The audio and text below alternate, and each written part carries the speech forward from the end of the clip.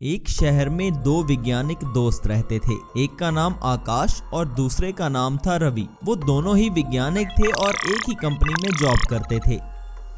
आकाश हमेशा लोगों की भलाई के लिए उस लैब में आविष्कार किया करता। वो लोगों को फ्री में गैजेट्स बनाकर देता। दूसरी तरफ रवि हमेशा अमीर होने के चक्कर में रहता था। रवि इस दुनिया का सबसे पावरफुल इंसान बनना चाहता था, लेकिन उसे कोई ऐसा रास्ता नहीं मिल रहा था जिससे वो इस दुनिया पर राज कर सके। एक दिन आकाश के पास उसका बॉस आकर, सुनो आकाश, हमारी कंपनी को एक बहुत बड़ा प्रोजेक्ट मिला है। तुम्हें इस देश की रक्षा के लिए एक एडवांस हाईटेक रोबोट बनाना होगा जो एक सिक्योरिटी ऑफिसर की तरह काम करे। उसकी सोच बिल्कुल एक इंसान की तरह हो, उसे जैसा कहा जाए वो वैसा ही करे। तब आकाश ने जवाब दिया, आप फिक्र मत कीजिए सर, मैं कई सालों से एक ऐसा ही रोबोट बनाना चाहता था। मैंने इस पर बहुत रिसर्च भी किया है। मैं अपने देश के लिए एक ऐसा रोबोट जरूर बनाऊंगा। ये सारी बातें रवि छुपकर सुन रहा था और वो कहता है, अच्छा तो इस बार ये आकाश एक रोबोट बना रहा है। अगर ये रोबोट मेरे हाथ लग जाए तो मेरा इस दुनिया पर राज करने का सपना पूरा हो जाएगा। लेकिन ये रोबोट बनाना बहुत ही मुश्किल काम है। बस एक बार ये एक ऐसा रोबोट बना ले, फिर देखना मैं क्या करता हूँ। वहाँ आकाश अब हर वक्त उस रोबोट के बारे में ही सोच रहा था और वो कहता है, मैंने बॉस को बोल तो दिया है कि मैं एक एडवांस रोबोट बना लूंगा, लेकिन ऐसा रोबोट बनाना कोई आसान काम नहीं। काफी रिसर्च के बाद आकाश को एक आइडिया आता है और वो अपनी लैब में एक हेलीकॉप्टर लेकर आता है। वो दिन रात अपने हेलीकॉप्टर पर एक्सपेरिमेंट कर रहा था। असल में आकाश उस हेलीकॉप्टर को एक रोबोट बनाने वाला था और आखिरकार वो इस हेलीकॉप्टर को एक जायंट रोबोट में बदल देता है। आकाश ने मैजिकल हेलीकॉप्टर रोबोट में एक चिप लगाई जिससे वो जेसीबी रोबोट एक्टिव होकर इंसान की तरह बोलने लगता है। बोलिए सर, मैं आपकी क्या मदद कर सकता हूँ? ऐसा सुनकर आकाश, सुनो हेलीकॉप्टर रोबोट, मैंने तुम्हारा सारा कंट्रोल इस रिमोट कंट्रोल में डाल रखा है। अब मैं ये रिमोट कंट्रोल जिसके हवाले करूंगा तुम्हें उसकी हर बात माननी होगी। रोबोट ने कहा, यस बॉस, कमांड रिसीव। ये सब देखकर रवि बहुत ही खुश होते रहता है और कहता है, अब बस मुझे ये रिमोट कंट्रोल चुराना होगा, फिर मैं इस हेलीकॉप्टर रोबोट को अपना गुलाम बना लूंगा और ये मेरी हर बात मानेगा। फिर मुझे इस दुनिया पर राज करने से कोई नहीं रोक पाएगा। अगले दिन आकाश अपने किसी काम से लैब से बाहर जाता है। इस मौके का फायदा उठाकर रवि वो रिमोट कंट्रोल चुरा लेता है और इस रिमोट कंट्रोल से रोबोट को अपने काबू में कर लेता है। लैब से बाहर आकर रवि जायंट हेलीकॉप्टर रोबोट से कहता है, सुनो रोबोट, किसी को मुझ पर शक न हो इसलिए तुम इस लैब को तबाह कर दो। ये देखकर सबको लगेगा कि आकाश का रोबोट बेकाबू निकला और उसने लैब को तबाह कर दिया, तो सारा इल्जाम आकाश पर लगेगा और फिर मैं इस रोबोट से सब कुछ अपनी मुट्ठी में कर लूंगा। आकाश जब वापस आता है तो उसकी लैब तबाह हो चुकी थी।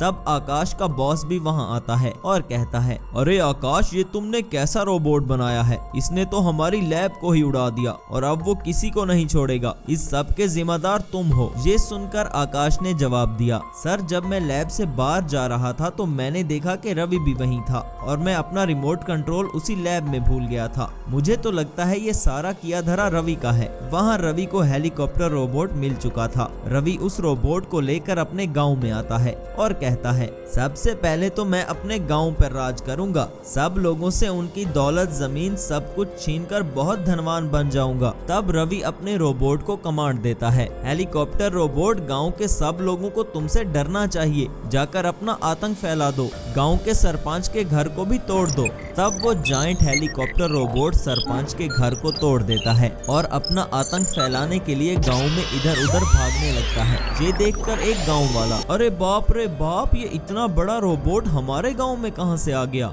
और ये तो देखने में बहुत खतरनाक और विशाल है। अगर ये किसी पर चढ़ गया तो उसका तो कीमा निकाल देगा। तब पास खड़े दूसरे गांव वाले ने कहा, अरे ये रोबोट कोई मामूली रोबोट नहीं है, बल्कि एक जंगजू रोबोट है। लेकिन खतरे की बात यह है कि ये हमारे गांव में घुस आया है। सब गांव वाले किसी सुरक्षित जगह पर छुप जाते हैं। सब लोग अपनी जान बचाकर यहाँ से भाग जाओ। तब से उस गांव में हर तरफ जैसे सन्नाटा सा छा गया था। सब गांव वाले छुप गए थे। वहाँ दूर दूर तक कोई इंसान दिखाई नहीं दे रहा था। रात के वक्त समीर नाम का एक आदमी बड़ी चालाकी से गाँव से निकलकर शहर में जाता है। वो आकाश के घर पर आता है और कहता है, सुनो आकाश भैया, हमारे गाँव में बहुत बड़ी गड़बड़ हो गई है।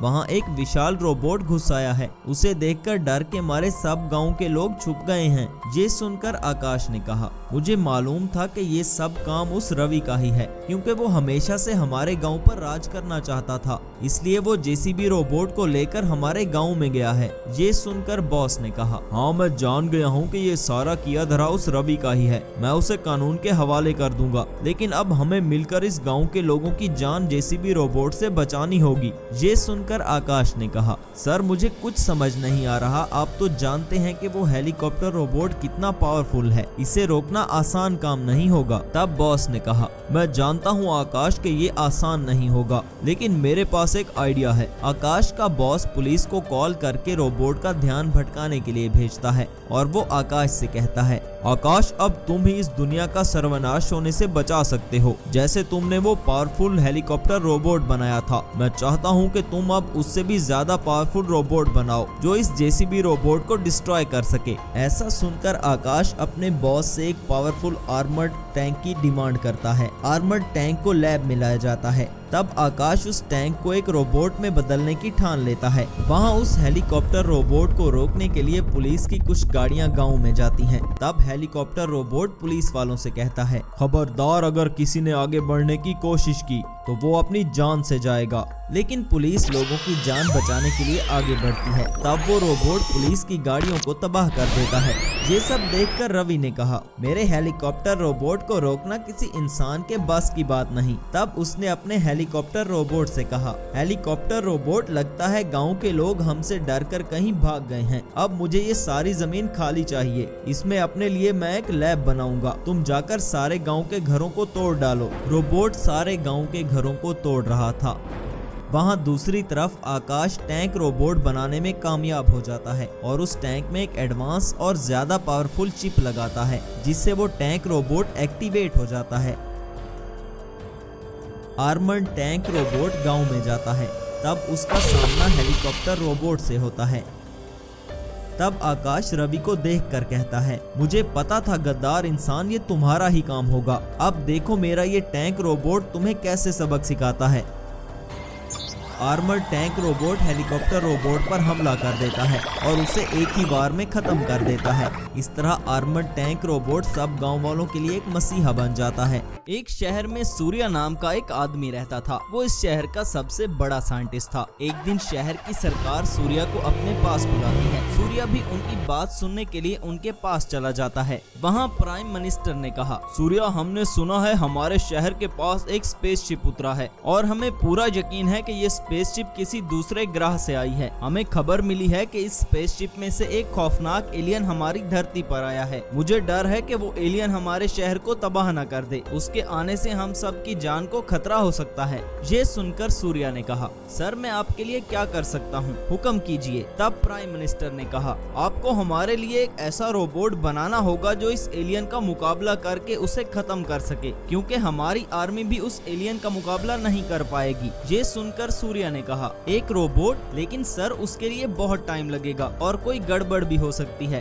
तब प्राइम मिनिस्टर ने कहा, ये सब कुछ तुम मुझ पर छोड़ दो। इस वक्त हमें एक रोबोट की जरूरत है। अगर तुमने हमारी रक्षा के लिए एक रोबोट ना बनाया तो वो एलियन हम सबको खत्म कर देगा और हमारा पूरा देश तबाह हो जाएगा। ये सब सुनकर सूर्या एक रोबोट बनाने की ठान लेता है। सूर्या सरकार से एक पावरफुल हेलीकॉप्टर की मांग करता है और इस हेलीकॉप्टर को अपनी लैब में लेकर आता है और उस पर कुछ एक्सपेरिमेंट करता है। सूर्या हेलीकॉप्टर को रोबोट में बदलने की कोशिश कर रहा था। वहाँ वो एलियन शहर में आता है। उसे देखकर शहर के लोग डर जाते हैं। अब वो लोगों के घरों को तोड़ रहा था। जो भी आदमी उसके सामने आता वो उसे मार रहा था। ये बात सूर्या को पता चलती है तो वो अपने हेलीकॉप्टर रोबोट को एक्टिवेट करता है।